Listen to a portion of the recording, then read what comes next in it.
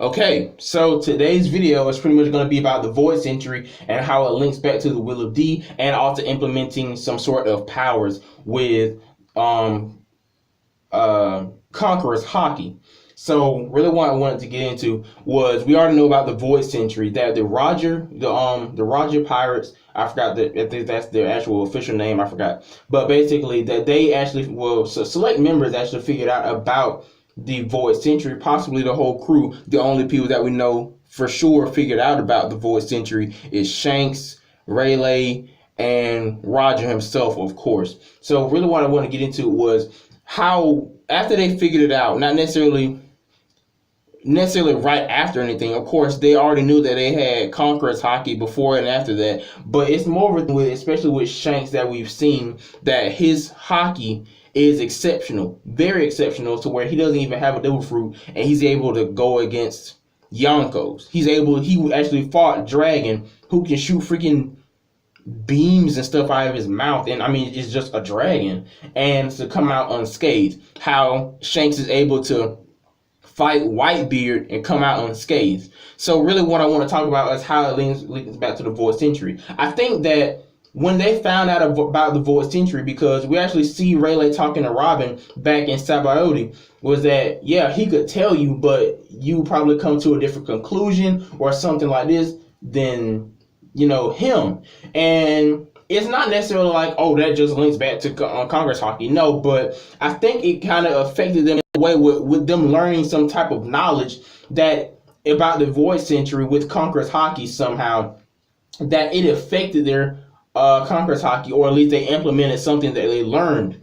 And why I say that is because Dark King Rayleigh, yes, he was exceptionally powerful with Conqueror's HAKI, but to honestly be able to be just that powerful, him and Shanks alone to be that powerful, to go up against admirals and Yonko and stuff like that, and no devil fruits, it's just baffling, because it's like, well, how strong could they have gotten? Especially to the point where after Goldie Roger had passed away and they had already learned about the void century, was during the part where Shanks actually became a Yonko, because Shanks was actually a Yonko at the beginning of the whole One Piece story when Luffy was a little kid, and he was a Yonko even before that, maybe around 5 to 10 years before that, even then. So it's safe to say that after learning something about the void century, that they were able to implement something to their Conqueror's HAKI, to where they can go up against these powers like that.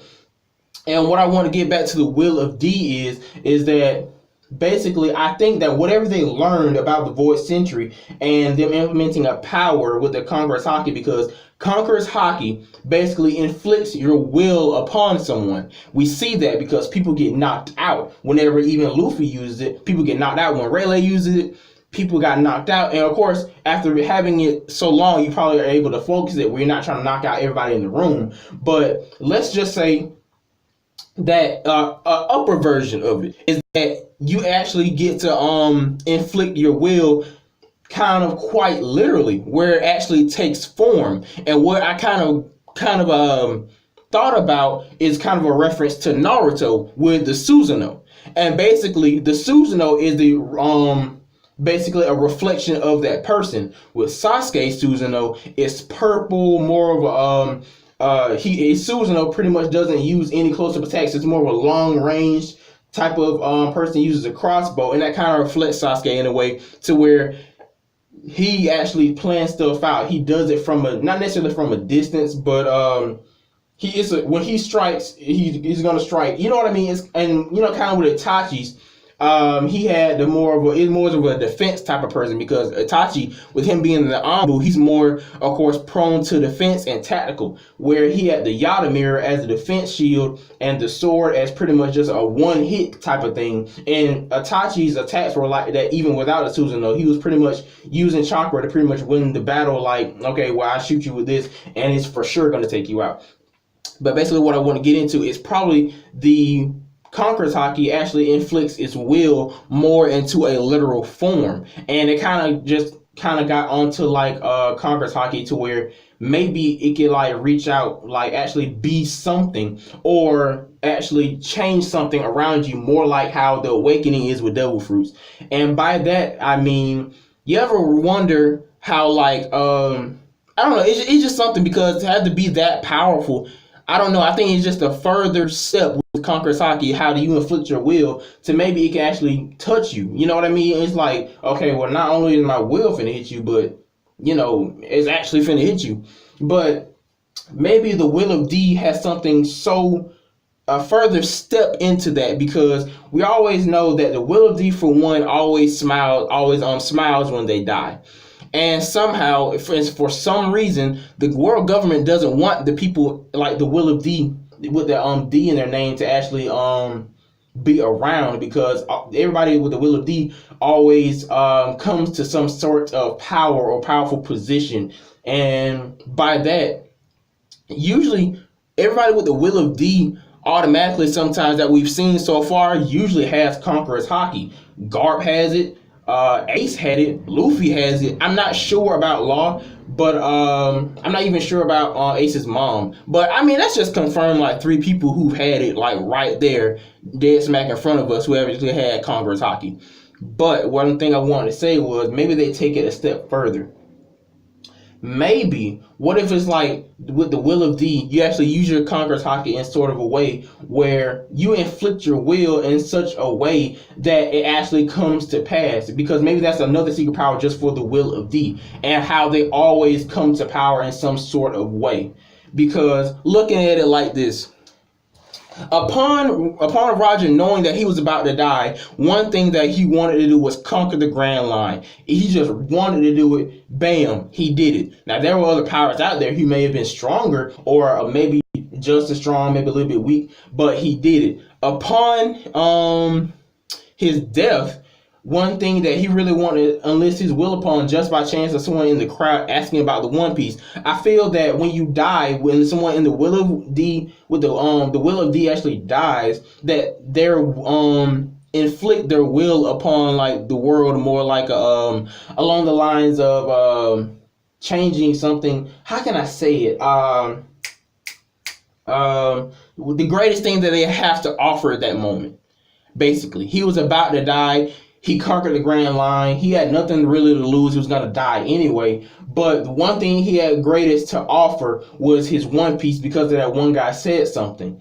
And with him actually talking about it, his will really pretty much brung a whole era into fruition and set out on a goal just to find that One Piece. And you would think just by his final words that people would be like, oh yeah, he's just saying something, No, his will was so strong that it literally made people go out and just try to find his treasure. Now it's like, okay, well, as long as you get rich, that's okay. But no, people really want to find this One Piece so much that, like I said, it sparked in a whole nother era. Like even with Luffy, his will was so strong in the Summit War that he was so determined to go and find and rescue Ace, and he did. Like he did do it. So it's kind of a safe bet that whatever their will is puts them up to do, that they actually do it. Now, of course, Ace did die, but one thing that he was actually trying to do at his last moments was his will was trying to protect Luffy at all costs from Akainu. He blocked him, and bam, what happened? His literal will of fire literally passed on to Luffy. And like that's what I'm saying. I think that it actually has a literal term of what the will of D can actually do. And upon their death, and it would be surprising that this would probably be something that they'll be able to do upon their death. Is why they always smile, that their final will had been actually put into fruition. Even when even Ace's mom, she already knew she was gonna. I mean, we kind of initially she knew, but being pregnant for that long, you're probably gonna die. And you died right after Ace was born, and that's the last thing that you want to do was make sure that Ace was born. And what happened? Bam, Ace was born, she died. Even Garp, he said he promised that he was gonna not Garp didn't die, but you know what I mean, like Garp made a promise that he was gonna make Ace live, and he did it somehow. He put him on an island. I don't even know how he even found the kid, but yeah. But like I said, it's not too much of a feat that Garp really did, but somehow he was actually able to, for one, get Ace with no one even finding out about Ace even being alive. and put him on an island with no one even coming after him, just something like that. It's like we saw into the backstory, but it's also kind of like, wow, like he actually did that, like, if you just think about it.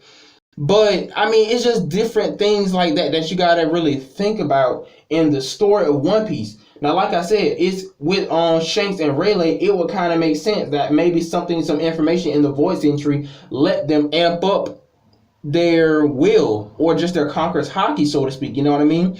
To where they're able to actually fight Kaido and stuff like that. And we haven't even seen like we've seen how Rayleigh fights, but I mean, we could say that he wasn't serious when he was fighting against what's his name? Not what's the guy's name with the glint fruit? I forget, the Sylvester Stallone looking guy.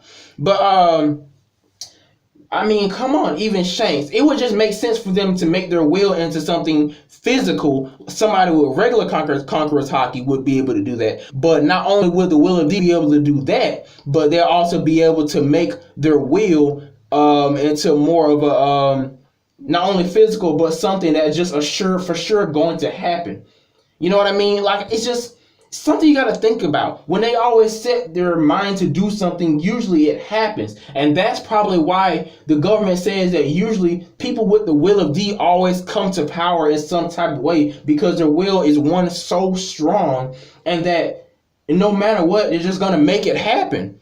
Now, of course, Ace wanted to make Whitebeard king of the pirates. He never did it, of course. Like I said, that's one thing you could say, well, Whitebeard never became king of the pirates. Well, I mean, he kind of did, but I mean, he was kind of unofficially in that position, but because he was old and all that stuff, and the new pirate age, yeah, he probably wasn't going to be the king of the pirates. But like I said, I really do think this is the power of the Conqueror's haki. Like, I mean, it just makes so much sense, and I believe that we're going to get some type of insight on this type of power, and even bringing up like other haki, like armament haki. I think we actually kind of have seen one of his more secret powers.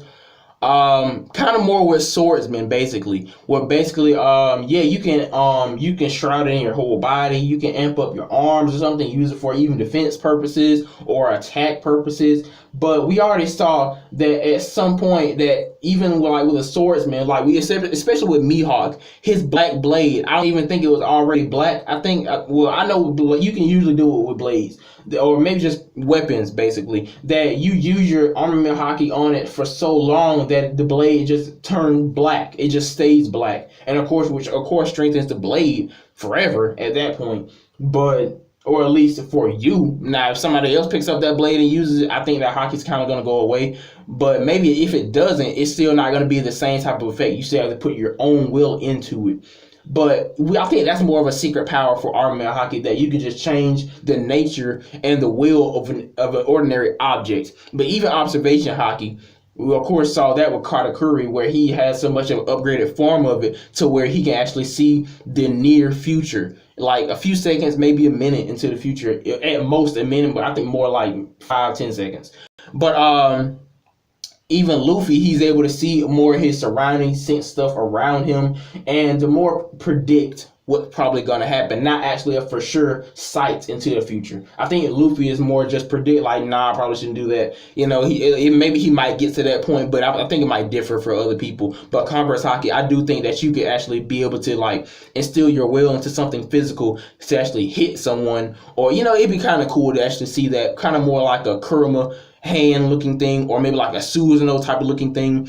But yeah, like the video, comment down below what you think, and subscribe to my channel, and I will see you guys later.